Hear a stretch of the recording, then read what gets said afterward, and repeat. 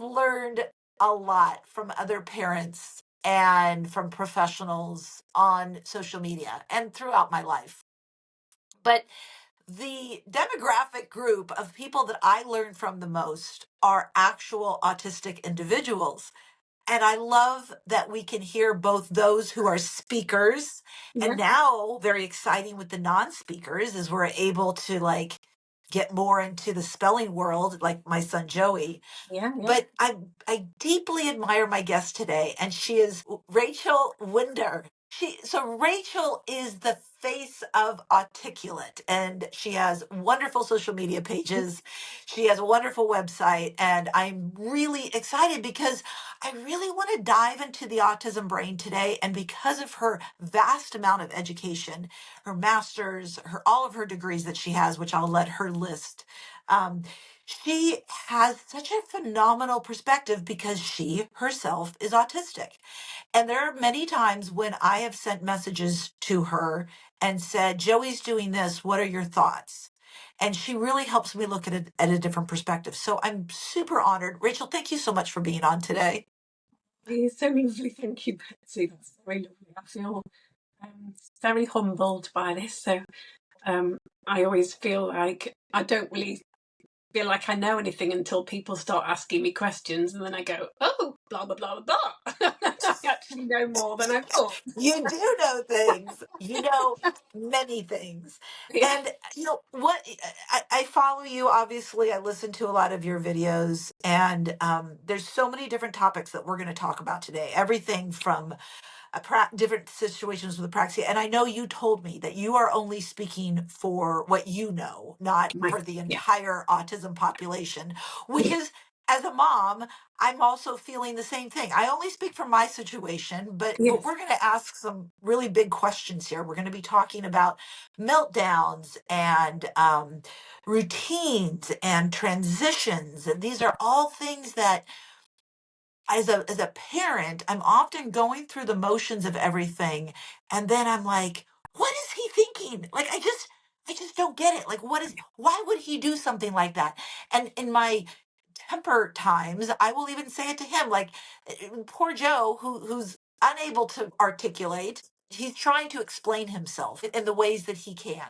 But I yeah, know that you can bring a good voice to that. So we're going to talk about many subjects, but let's start with one of the things that I know you love to speak about, which is um, thinking from like the ground up yeah, versus from thinking down. So yeah. can you explain that? Yeah, okay, so this is just my, um, like I've said, I'm only a bit like careful about this because there's quite a lot of sort of language policing about, and it's made me a little bit frightened to sort of say things, you know what I mean? And I'm just like, well, actually, I don't want it to be like that. I think if people know me, they know my intentions are good, Yeah. and I'm only speaking from my own experience because that's all I can ever do, regardless of my neurotype, I can never experience life from anybody else's eyes other than mine. So, ground up thinking for me is basically every situation that I see, whether I've seen the situation before or not, is always a blank page, a blank slate. And then I am processing all of the visual, audio, every piece of sensory available data I have access to. And I'm taking in all of that, which is why sometimes when I get to a new place, I can just feel like I need to stand still and just take it all in because there's just too much. It's a bit like walking into a dark room that you're not familiar with, if you the Every room. single new experience is what you're Yeah, saying. yes. So every Wow. single new experience is like, do you remember what I said to you about you were cycling across that junction? Yeah. And from your experience, you might have been like, oh yeah, I know what this is. But from Joey's experience, it might have been, well, actually, there's lots of information that I need to take in. And I'm feeling a little bit like I need a bit more input before I can feel comfortable moving forward. Does that make sense? That's how I feel a lot Okay. of the time. Yeah. Okay. So Yeah. that makes tremendous sense. Are you familiar with and I apologize because I'm not going to No. say his name correctly, but the author of The Reason I Jump and Yes, read that. okay. Yeah. So he talks about he goes into a database. Like Yes. every time he goes into a new situation, he's like going into a database of things that were similar to it that he can pull from. Yes. But you're saying it's more like a blank slate. Is it Well, both? if it's a new situation, then it would be a blank slate. If I have been to this situation again and again, the thing you have to think about is that there are things that change. And the way that my brain works is through connections of patterns. So the way my brain stores data, so someone can say a word, like you said a word, I think it was my name, and then that triggered my brain to say that song, which then I Right. feel compelled to sing, which isn't always appropriate. My memory works through patterns. So if I see a situation I've been before and I'm familiar, I will feel more comfortable because there's less data to process. Not saying that I'm not processing the data that's already, because things do change, but you'll have your safe people, safe routines, the Right. physical environment, the policies, the people there, their behaviours, the thing. Like if people know me and they know what to expect from me, then I feel safer than if I go and meet somebody who looks at me and assumes competence where I'm not competent, or assumes incompetence where I am competent. That then becomes problematic. And then, if does that make sense? So Okay, people well, are can we talk about that for a sorry. bit? Because Yeah. no, you're saying some really big things here, and I want to kind of go back Yeah. because I'm now entering this world of presuming competence. I cannot even believe how brilliant Joey is. It Yeah. just it like still every day is like, wait, what? Like, is this really happening? Like Yeah. it's almost like a dream. But yet there are some things, obviously, because we all have incompetence in certain areas that maybe I am presuming competence in that he doesn't have competence in. And like you said, we're going for a cycle. And I think, oh, we've done this route before, but Yeah. he's trying to take in all these different things. Yes. Because the cars will be different, the traffic, the maybe the pattern of the lights, or Even the the weather, lighting. like Yeah, even the the weather. weather's different. Yep, and it's a different time of day, so the lighting is different. And that, like, if I drive in the dark, I've parked up before to go into the hospital and it's been daylight, and then when we come out it's dark and I have no idea where I parked because things look so different, and then I can't navigate because things look too different, and then I end up being panicky, which then makes my executive function, like the window, even smaller, so then Right. my rationale and reasoning is even less like accessible, and then I end up just going, I've basically become a needy child that's going, I don't know where I park my car, and I can't believe anyone's going to allow me to drive home. Does But that make sense? okay, so it makes so much sense. But I'm thinking as a mom, or if I was with you as your friend, Yeah. uh, how would I help you?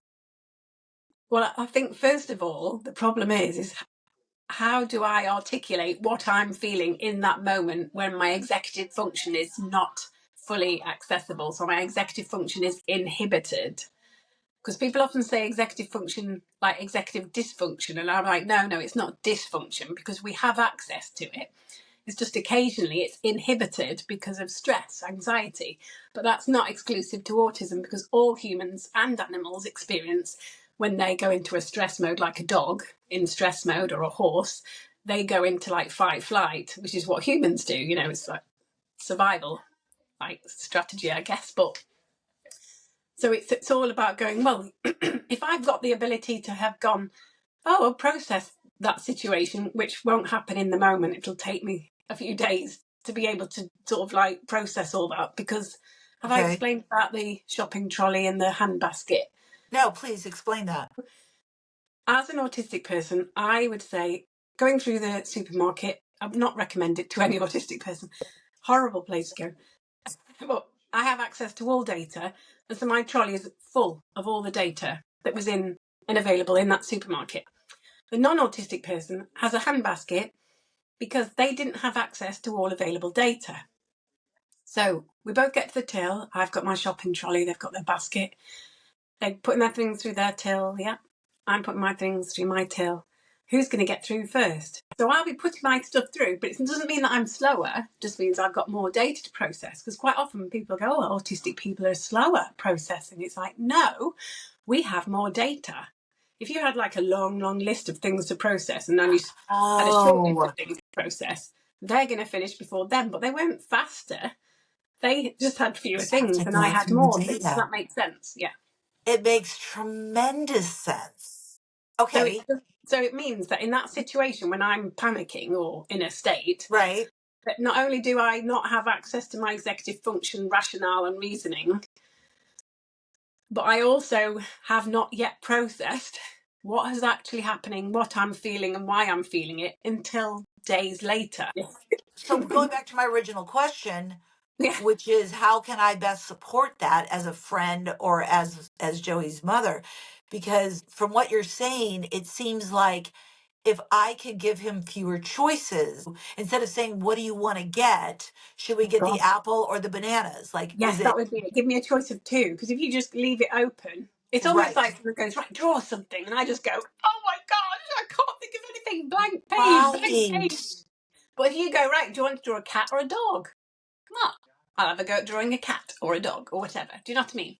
Oh, that makes so much sense. And then Okay. also, like, also having key words, because I often get people going, well, I want to see your slides before you deliver. I'm going, well, I'm doing a Q&A. You ask me questions, then I tell you, that's how my brain works. You ask me a question, it'll trigger the file will go, here it is, and then I'll just info dump. So when someone starts talking about something, it triggers it, and I end up reliving that event, and my facial expression will express how I was feeling in that moment. And then people were like looking at me going, why do you look angry? And it's because in my head I'm reliving that event, but outwardly I don't look like, I just look like I'm pulling faces, whatever. Yeah. But that can mean that it can take me like days to almost recover from that because I'm reliving that trauma. Right. I don't know if that makes any sense, but No, it does. It makes tremendous sense. So it spurs more questions. yeah, carry So on. one of the things is, and it didn't say we were going to talk about that, but it's making me think about synesthesia. Yeah. And do you have synesthesia? What's your example? As in, what's your Well, example? Joey, so what a lot of the non-speakers have synesthesia, and they spell about it. And in Joey's particular situation, he sees the color yellow whenever he hears rock music. Yes, yes. In fact, I Um, used it today at the doctor's today. I was trying and to describe okay, how a medication made me feel, and I couldn't find the word to do it. But I said, this medication makes me think like the springtime colours, summer colours. But this medication made me feel the kind of wintry, dark, cool oh, there you blue go. colours. Yeah. Yeah, yeah. Is that what you mean? So, A hundred because percent what I mean. 100%. My friend, Julianne's son Bo, tastes lemonade whenever he goes to the beach. oh, Now, that's some people may think that's just a memory. But it's basically getting the senses crossed. yeah, So now you have all this data, and now the senses are crossed. yeah, It's no wonder that this can trigger a lot of meltdowns in situations where it's not handled well. So yeah, going back to my original question of where I was saying, what is the best way as a parent or a friend to handle it? It seems to me it would just be to relax, to give time, to give yes, fewer choices, but obviously I have to be calm about it. yeah. So, like, absolutely what you said, reducing demand. It's almost create. I mean, it depends where you are. Some if you can be at home, creating that environment, the safe space for for me, I quite often either go to the top of the garden or I'll just go upstairs and just lie down because I find Oh, lying down yeah. really helps me. And I quite like, like if we go places, I like getting on the swing, but I like the motion of the swings. Yes. And I'm always Yes. like, a swing. We've got a garden chair, Have that's you like have you seen on vent. Joey's have you That swing. I've actually contemplated just getting a plane ticket over to you to have a go. I got to have a go on that lovely swing, and then video I, it, show my husband how much I need it, and then put it up. it's not that expensive, and I think I have it in my Amazon store now, but that's exactly it. Like there, it's this. You have to find that deep sense. If you're going to use a tool like swinging to bring comfort, then Yeah. you have to make sure that the swing itself is comfortable. Yeah. Comfortable. Yeah. Otherwise, I know with Joey, for example, he likes to stuff his arms in his coat Yeah. to make him comfortable. Now Yes. we are outside, we're driving the car. I keep the temperature at a good rate. And now we've gone inside. We're going maybe into the movie theater and he's going to get hot. So now the struggle is, are you going to take off that coat and not, and then your arms are free and you don't have the comfort of that, but you'll be a good temperature versus overheating and having your arms.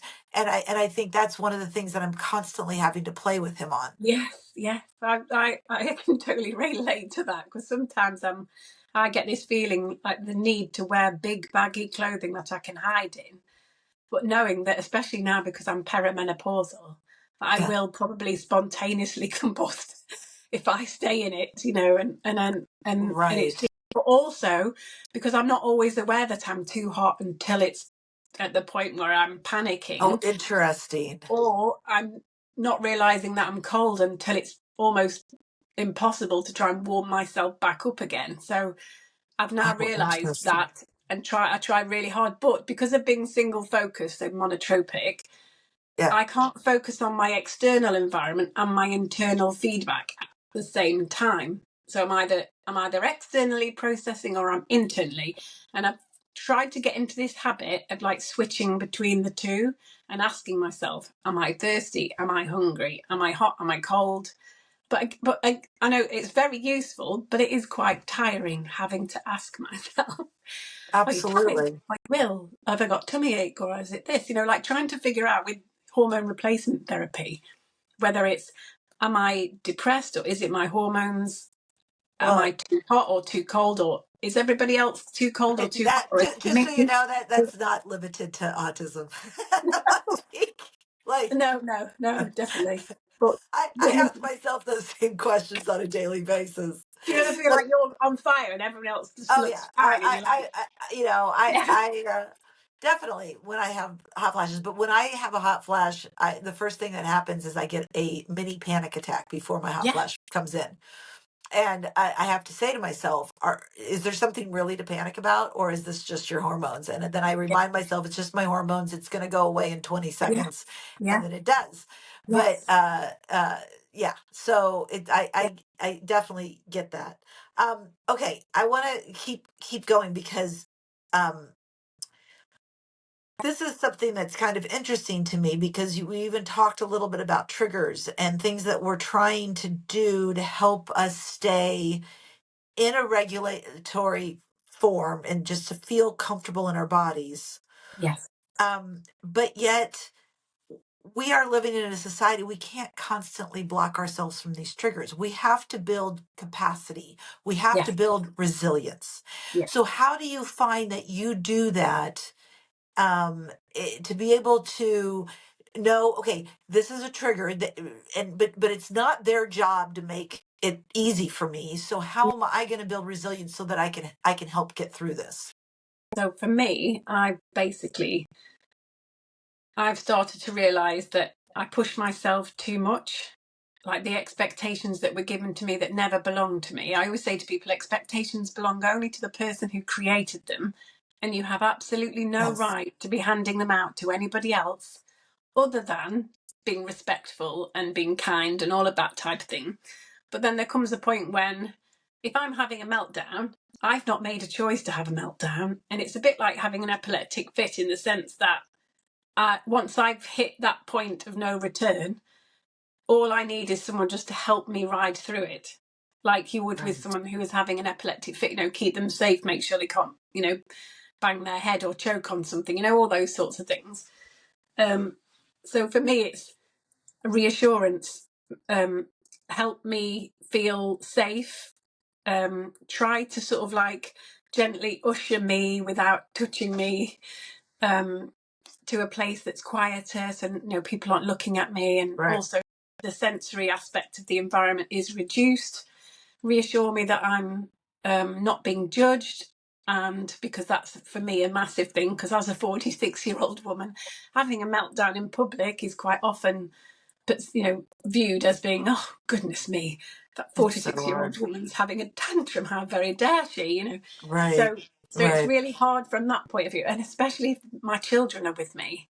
Yeah. And I'm just like, and if I'm in a crying meltdown and it's just, I'm sobbing as if someone's died, and son Harry will be like, Mom, will you just stop crying?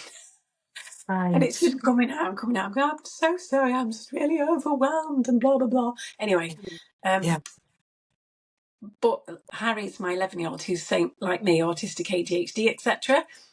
And so when we're at home, he knows when I'm going into meltdown. I think some people refer to it as like a rumble. So at the rumble stage, there is a possibility of helping me turn back and not hit meltdown. Oh, really? Yeah, but you'll Tell know. me. So Tell me. you Tell me. I feel like this is the secret of my universe. If I can understand this programs so that. So for me, humor, and for Harry the same. It, if I use humor, because the laughing, this is only my hypotheses. Okay, I'm not saying this is Yeah. it. This is Yeah. this is what it is. But I think it must be the laughter that triggers that hormone, that feel good hormone that helps self soothe, to bring down, to de-escalate.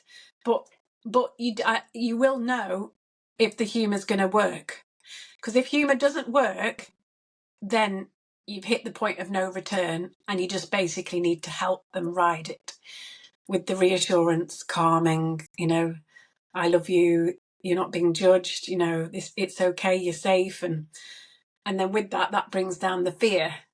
And Yeah. then you have more access to your executive function, and therefore the meltdown hopefully won't take as long, Before we go to the recovery period, let's go back to Okay. the meltdown. Are you Okay. self-injurious at all?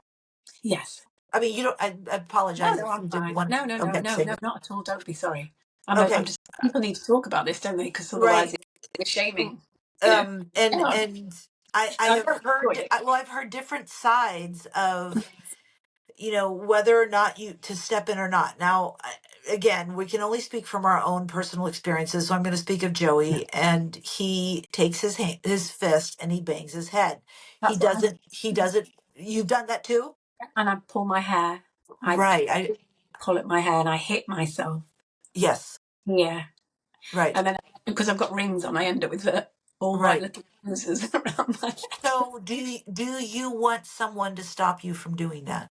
No, I don't necessarily want them to stop it. I want them to help me find a way to get that same feedback that I need in that moment. But I'm still trying to figure out what that feeling is, because like when I'm hitting myself, I'm trying to decide, is it the pain and that I'm in control of it?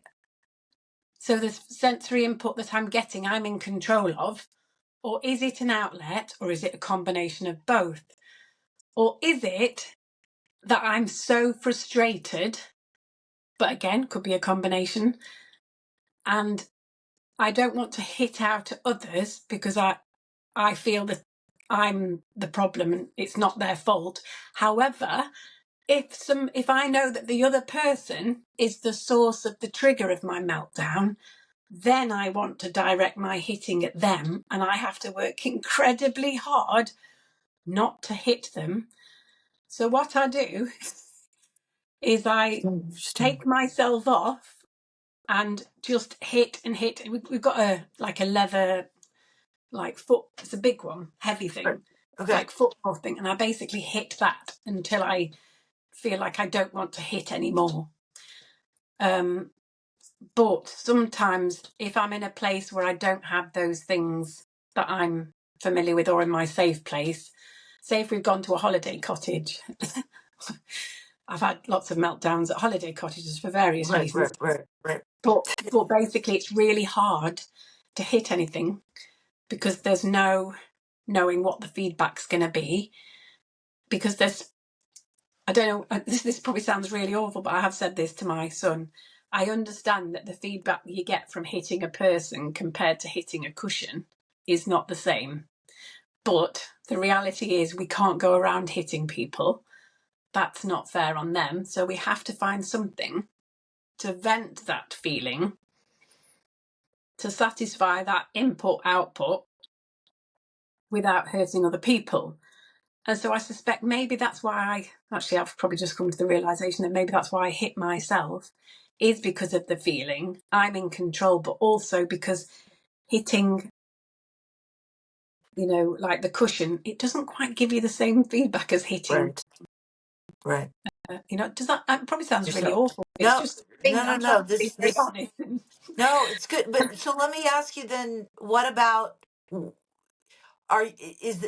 the pain come in the aftermath? Or are you actually feeling the pain while you're doing it?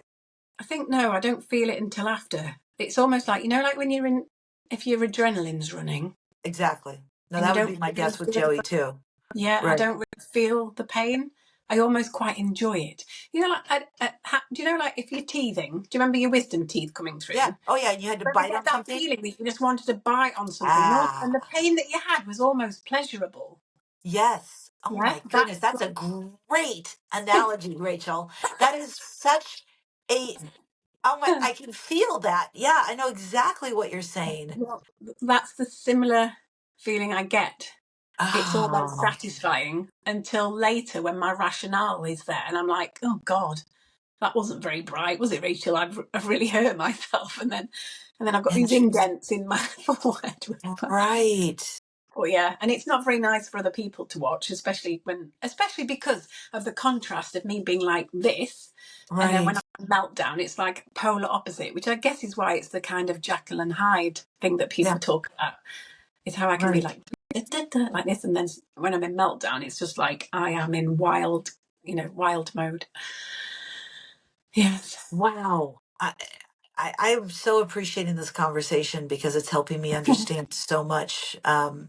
Because I see the things that Joey does to protect his head. So like he's gone through stages where he would wear a hat 24/7. He wouldn't take off the hat Yeah. because he would feel that he's probably going to hit it and it probably was sore from Yeah. hitting it. So he would Yeah. always wear a hat. And then he went through a long stage where he wore gloves all the time because then if he did hit his head, the gloves would not damage his head as long. Yeah. Yeah. Now he, of course, and has been for years, just stuffs the arms in. He's always looking for those ways of coping. He clearly he's never hurt anybody. And now that you're saying that, it's making me realize that it's not his intention to hurt anything or anyone. It's just inescapable when it actually comes on and he doesn't have tools. Okay, then here's the $1 million question, because I actually have had somebody on with craniosacral, and I have somebody coming up very soon where we're going to be talking about breath and the importance of Breath. taking breaths. Oh, breathing. Sorry. Breaths, Yeah. Yeah. breathing, Yeah. the breaths. Now, I know for myself that if I can catch myself before I go into any sort of a panic with some bad news that just came or whatever, Yeah. taking some deep breaths can be very helpful. But if somebody in the middle of me having a total panic attack says you need to take some deep breaths, I'm not so easy to cooperate. Is that pretty much the same for you as Yeah. well? Yeah. So that's you're in fight flight. So your executive function window is reduced massively. And so you don't have any mental capacity. Your frontal lobe is no longer available for like rational thought or reasoning. Right. But the only thing you can do in that situation, so no expectations, no trying to rationalize, no trying to reason, no asking why. It's all about de escalating, making them feel safe, reassuring them, giving them space, reducing all demands on all levels, and Right. and also reassuring them that you're not going anywhere. Yeah. Because the thought of somebody leaving me when I'm in meltdown, who I've not attached to, but I've made contact with them and they've Right. recognised that I need help. And then if they wander off, Yeah. But Yeah. also, even if they don't wander off, I don't know if they are going to wander off, because they might wander off, Right. because that does Right. happen. You know, people are not trees, are they? You know, so it's almost like you've almost got to state the obvious, because I won't be able to read between the lines, regardless of having access to my executive function or not. So even if I can reason and rationalise, I can't read between the lines. So sometimes people, I can see that they're looking a little bit like, did you want something else? And I'm a bit like, I didn't know that we'd finished.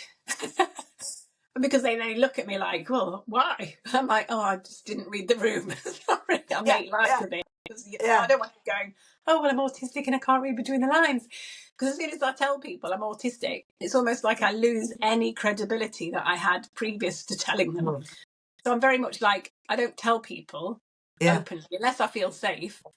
But if I'll say to people, like, they'll go, oh, should I disclose my autism identity? And I'm like, yeah, that's fine if you want to, but just be aware that once you've disclosed it, there's no taking it back. Maybe you could try giving a list of things that are specific to you, unique to you, of your needs, and how those needs can be met. And then you're not saying that you're autistic, ADHD, or whatever, but you are giving them a specific list that's unique to Right. you, regardless of labels. Autism, ADHD, dyslexia, dyspraxia, no autistic, ADHD, we're not the same. Each one of us Right. is unique, and blah, blah, Right. that's what I always say. So yes, but Okay. Well, this is great. So, okay, then the other burning question is, and I actually talked about this on my podcast with Dr. Taylor Day, and it's about looping, and when we get stuck, or when individuals with autism typically get stuck in either a thought or verbalizing something over and over, or having to hear a sound over and over and over to bring calming. yeah. Talk about your experience with looping. Okay, so if it's a negative thought and it's not really helping me, I refer to it as the loop of doom. Okay. And then on a positive thing, it's because I enjoy either the sound of it, or like when I first met we weren't obviously married when we met. Yeah. I know that's obvious. What, No, not no, really. it's fine. Yeah, we were married when we met. No. So when we met, and I had this favourite word, which was bean, BEAN, bean. And just the word bean just made me feel like I really like the way it feels in my mouth. I really like the images that it brings. Interesting. I really like the feelings that it brings. So we call each other Bean now. Oh, beautiful. And we live in a pod. Oh, I love it. Oh, that's beautiful. But yeah, so certain things can be very lovely, very satisfying, very much, you know, I don't know how to put it, but when I was doing I think it was the first year or the second year of the Masters, but there was me and there were two other students who were with me, and we were walking at Sheffield Hallam Uni, and there's like a corridor that's a bridge that goes from one side of the road to the other, you know, from one building to the other, and Right. it's got windows, and there's like reflective, almost bits of material. I can't, I Okay. think, anyway, when I'm walking through that and the weather is sunny and bright, just to give you an idea that it's going to be very shiny, and I'm walking through going, like some giddy kipper unicorn, like this, going absolutely, oh my God, this is so exciting, clapping, jumping like this, Yeah. like this, and then they're like going, what can she see? I'm going, can't you Right. see it? And they're like, no. They were like feeling like they were missing out. I was like, Yeah. oh, Obviously. so I'm not disordered and I'm not deficit. No. You're actually missing out on this. Yes. Yes. Exactly. But what happens when the looping, like when Joey listens to music, Oh, yes. he will listen to something over and over and over, Yeah. and he needs to hear it and he needs to hear it loop, but then it Yeah. gets to a point where he's crossed over the other side and Yeah. now it's bothering him. Yeah. So that's like with me as well, because I'm like, I played my favourite song almost to the point where I'm like, I don't want to hear it again for at least a month. No. Yeah, I hear it. I suspect that is the loop. The looping is, it's the same song. It brings me pleasure. It's reassuring. It's predictable. I Right, know what's coming. But there is going to come a point, and with all senses, so not just music, even right. vestibular. So all of the eight, I guess you know about the eight senses. The Yes, five we yes. know. Well, Yeah. we can talk about that afterwards, Yeah. but I do know. But yeah, let's finish So this first. there'll come a point where you've got like cups for each of those senses, and they get full. And when they get full, it spills over. And the spilling over is that I've had enough. I want to sensory avoid that now. Right. So I'll avoid it for a bit. And then later I might come back to it. So like if I've been triggered, quite often I'll turn to films like Bridget Jones's Diary, Pretty Woman, that make me feel the feeling that I had when I watched it the first, second, third, millionth time. Do you get what I mean? Because Right. it's got that familiarity, the structure, the feelings are all the same. And I can then use that to kind of, it's almost like an anchor, like an emotional anchor, until I can self-regulate.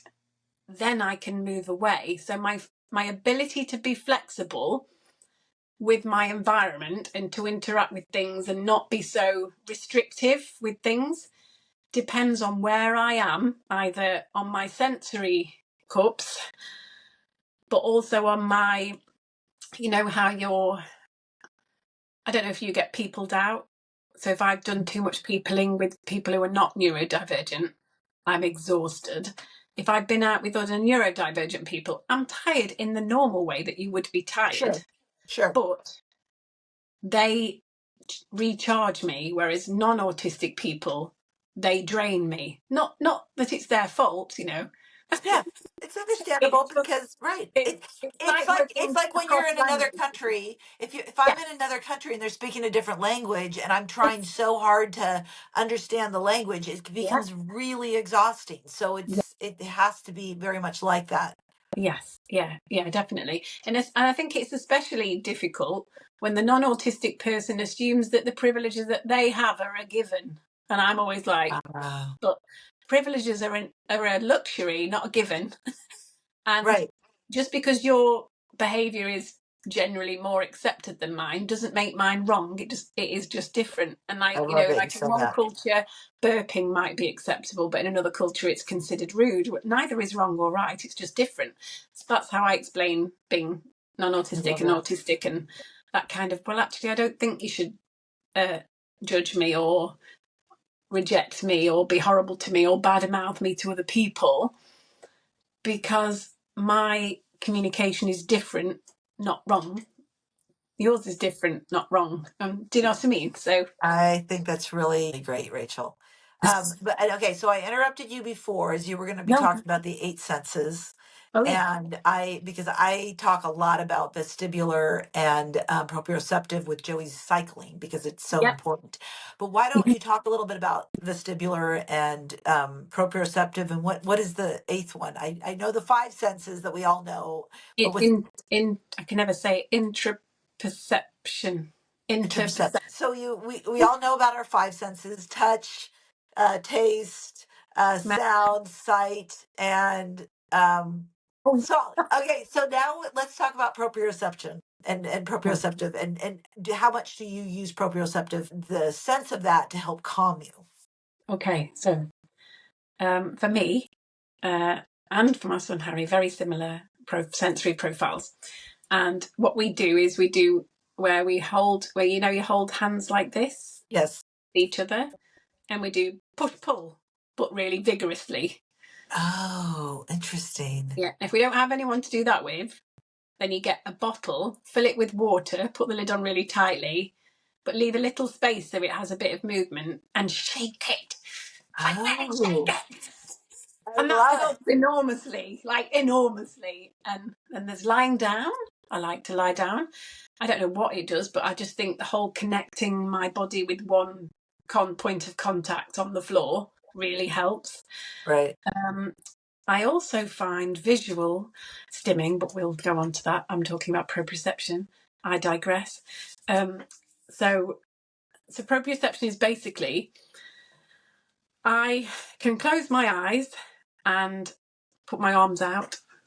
And if Yes. my eyes are closed, I still know where they are. I know they're Yes. here. And I know that I'm stood up. If I'm sat down, I know I'm sat down. If I'm upside down, I'll know I'm upside down. And all of that. So that's like the proprioception. And then the interoception is, am I cold? Am I hot? Am I hungry? Am I thirsty? Oh, I didn't know about that sense. So No, thank don't you. worry. Am I ill? So my external feedback, if I get a cut on my skin, I will go on and on and on about it like I'm going to probably die. But should I have secondary peritonitis? I have no idea. It's like, no, I'm in a lot of pain, but I don't know how to express it. Same when I had my 2 children. Okay. You know that giving birth is very painful. Yes. I did not express it. I looked like it was going to be the immaculate birth. And so I did not make a noise. And my husband's like, why are you the only one not making any noise? All these other women are screaming. I'm like going, oh, well, not really. Yeah. Yeah. I am in pain. I'm in a lot of pain, but I don't know how to express it. Express it. Yeah. Wow. Okay. So then, and then vestibular, which is kind of like in space here. How does it affect you? The vestibular thing is like, like trampoline in swings. Right. I like going on the swings, but I'm trying to persuade my husband for Christmas. We go to a place called Shipley Park in Derbyshire, and the swing there is, and this is the correct use of the term, epic. I'm not just Nice. using the word epic, like just epic, It is literally, because it must have the tallest, I don't even know what you call them. The Wow. The bars that swing. hold it up. So the bar that Right. The goes from the top, ropes. like, Yeah.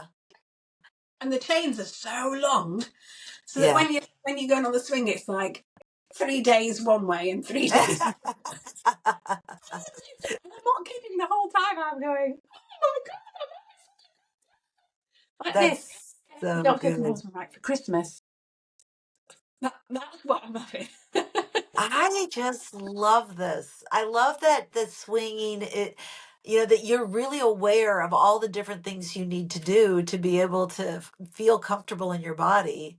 And I like to think that as more awareness happens with autism, that more community centers and locations will offer the tools needed to help those so that everybody can have a really comfortable swing to be in and that everybody can find something to press their arms into to help with their proprioception and all of Even that. if you go up any hills, when you're going up a hill and you've got that pull Yeah. that you're having to do, but you're also Yes. pushing with your legs. Yes. Do you know what I mean? Oh, I I do. love doing that. And the thing is, now I understand what it is that I need. I don't always know what it is that I Right. need. Sometimes I need to think for a bit. What is it that I'm seeking? What is it that I'm really looking for? But I remember as a child, like, I was always out on my bike, and I'd always like pedaling up our hill because it was really steep. Yeah. And I really enjoyed the challenge, but also the sensory input that it gave me of having to press really hard, but also the kind of, Yes. it's just like, it. and we had swings at home, and I'd be on them all the time. It's like, for goodness sake, why didn't know? Like, I was lining cars up underneath my pillow. Apparently, I'm like, oh, this is when they thought girls couldn't be autistic, I suppose. But there are so many things now that I look back and go, how did they not? How did it take me 40 years to figure out that I was autistic? Okay. So as we wrap this up today, I want to make sure that we cover one subject that's recently important to me, which is routines and transitions. Okay. And the reason I have a new passion in this is because now that Joey is in his apartment, we are really trying to follow the routine of the hours that we are like when he's with Nick and when he's with me. We figure it's got to help him to be very consistent, to be Yes. like, okay, it is Wednesday afternoon. This is when mom's going to pick you up, and Yeah. and just to stay really consistent with that. The Yeah. Yeah. transitions are going better from Yeah. one location to the next. Yes. But can you talk a little bit about routines and transitions, and how routines might help you, and then also how you best deal with transitions? Okay. Great question.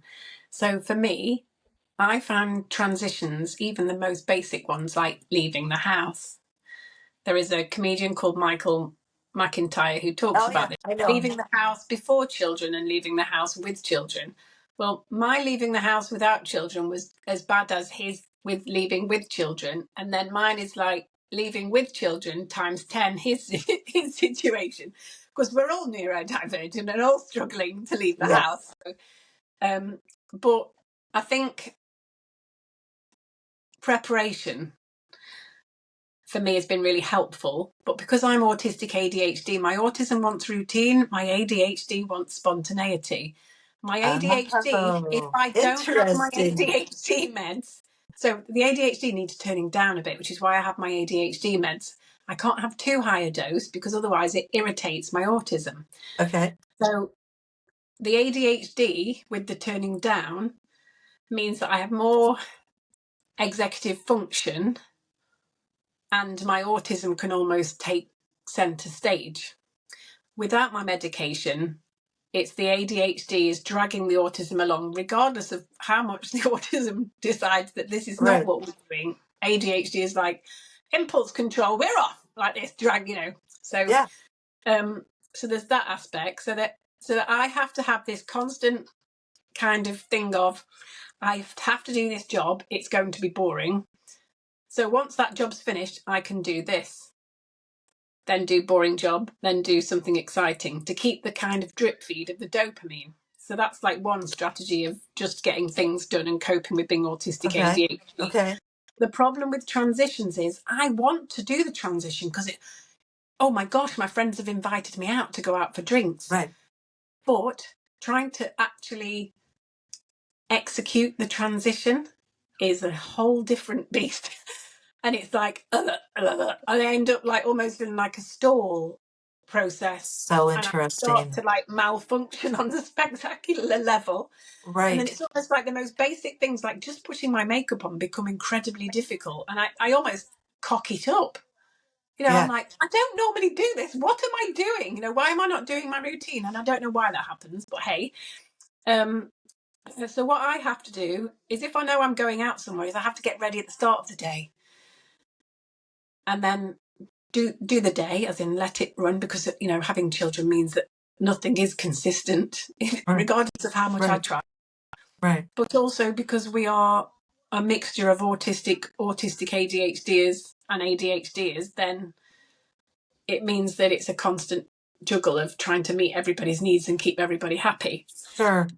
But for me, because I'm autistic ADHD and I have complex trauma and I'm so easily triggered, and because my executive function window is like the window of tolerance is tiny, it means that I have to work really hard at having almost like an internal dialogue of reassuring myself that even though I'm feeling a massive sense of instability and fear and like I'm going to be pushed off a cliff or something because of this transition, that once it's done, almost like what's the famous American autistic person Temple called? Grandin.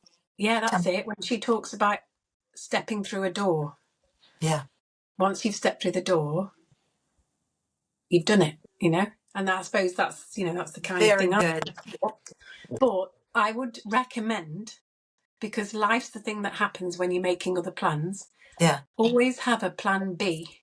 If you break down and you can't get there on time, if you've set up a plan B, which is consistent, then you can always go to the plan B, and then that person has another.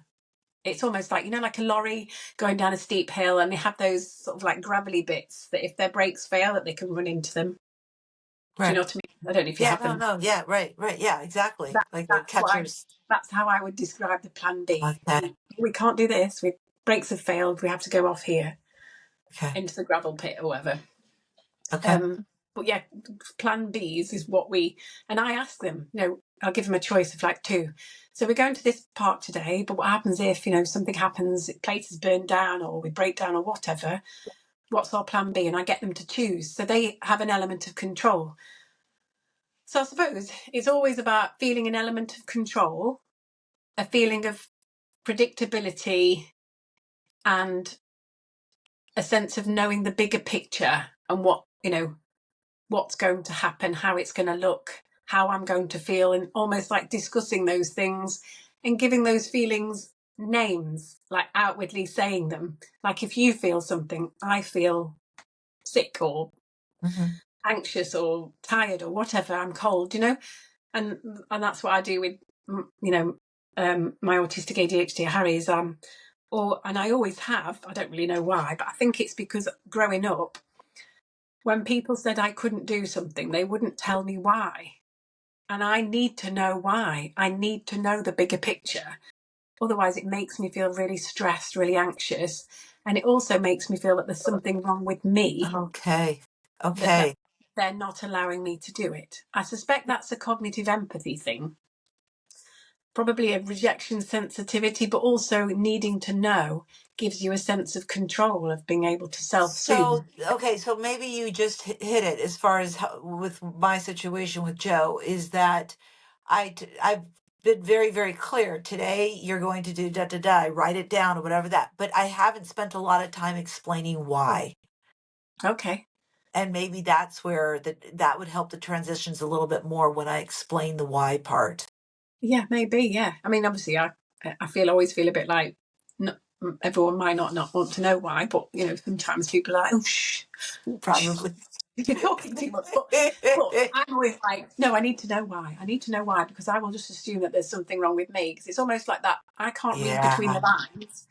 Yeah. So if I can't read Yeah. between the lines, I'll just fill those gaps in. But that's what all human brains do. They fill in the Right. gaps that kind of, Right. bits missing. Yeah. And so, Oh, Rachel, this has been yeah, so fantastic. You have helped many people with all of your information today, and I hope you're so. really articulate is such a great term because you are so articulate in the way that you explain everything. So it's so great. Can you let people know where they can find you? Your website is Yeah. Auticulaate. Well, when you do the HTT, I can never say all of that because it's meant to be like forward slash. Hashtag. Yeah.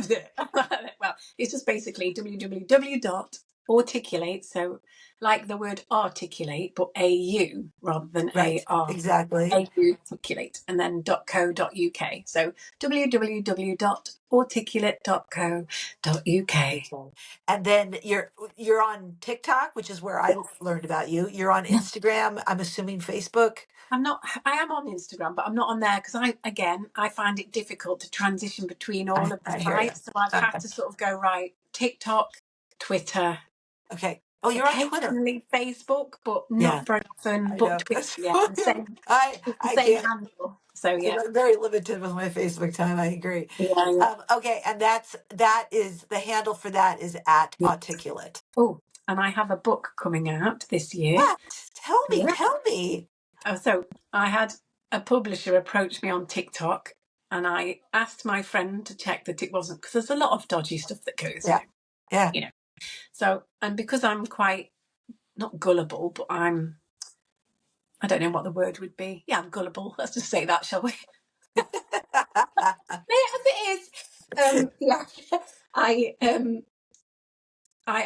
because I think people are like me and want Yeah. to do right and would never, mislead somebody. And so when somebody does do that, I'm always surprised, no matter how old I Right. get. My husband's always like, "Why are you still surprised about that?" And I'm like, "Well, I don't really know, but I am every time." Yeah. But Yeah. anyway, yeah. So it's Lived Places Publishing who approached me and said, "Would you write a book for us about your life pre and post discovery?" So pre and post autistic ADHD discovery. Fabulous. So that's what I'm doing, and it should be Oh. out this year. So I I love it. Oh, I'm so yeah. happy for you. I'm so glad that the world's going to hear more about your beautiful life. Thank you so much for being on today. Thank you very much, Betsy. I So definitely treasure our friendship, and I'm sure we have lots more to talk about in the near future. yes, well, if you ever come over to the UK, I will. bring a cagoule. Okay. But yes, you're always welcome to come and stay with us if you'd like to. Oh, you're so sweet. You're All right. right, dear. Take care. Have a wonderful rest of and to Lovely. everybody else, we'll Thank talk to you you. next week. Thanks. Thank you. Bye-bye. Take care, lovely. Bye bye.